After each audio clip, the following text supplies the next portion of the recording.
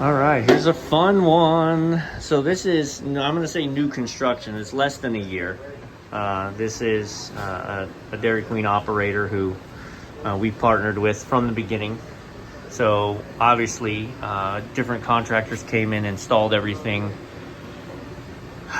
and we've had lots of problems at this location. So there's a water leak going on, right? But there is a much larger. I start looking at this PEX and going, oh yeah, well, I mean, this is not a year old. Look at the type of pipe they used. Instead of using black iron or something that wouldn't, they didn't have enough of what they needed, so they went to crap, and that's what you get. But let's talk about how these hot water heaters work. This is the cold water coming in, and it runs into the heaters, and then this is the hot water running out. And they're piped in, they're not piped in, I get it wrong, series or parallel, right? They both do their own thing. It's not that one section does one and one does the other. They both do exactly the same thing. They're both getting the same cold water, and they both output to the same place, the hot water out to the building. Here's where it gets fun. Here's your thermal, right?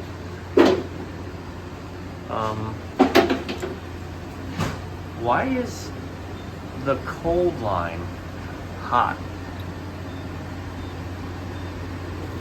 Like, this is a cold water line. Cold running in and hot running out. Cold water line, guys. Why is my cold water line?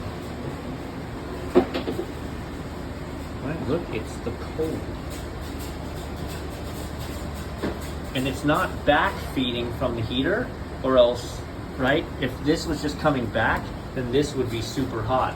It's not. That's 83 degrees. This is 114 degrees. Scary stuff. Okay, so the fact that this just gets hotter and hotter the further back it goes, this is just a failed check valve. It's not keeping the heat on this side. So we've got a secondary one, and again, the heat runs back to here and then it disappears. Where on here, the heat runs back right through it and then keeps going. So this is just a bad 1-inch check valve, which it's leaking from there anyway. So beautiful. I'm tempted to. Yeah, this is the worst. I don't like these PEX. Why? But at a minimum, we can get that 1-inch valve, stop the backflowing. That'll fix the leak anyway. Am I missing something here? So this is our gas in, right, through the regulator and then to each unit, which has its own shutoff, which is great. Except I need to change all this piping because it's ruined, it's rotten. They used the wrong piping. So this runs into the wall. Okay, there it is. Runs out, over. Stay with me. Right, there it is. Hits a 90. Runs to a T. Down into the Ansel safety shutoff, into the kitchen. There's no shutoff for me to turn off this hot water heater without going back. I can chase it further back to see where it goes, but at a minimum, I got to kill the gas to the kitchen.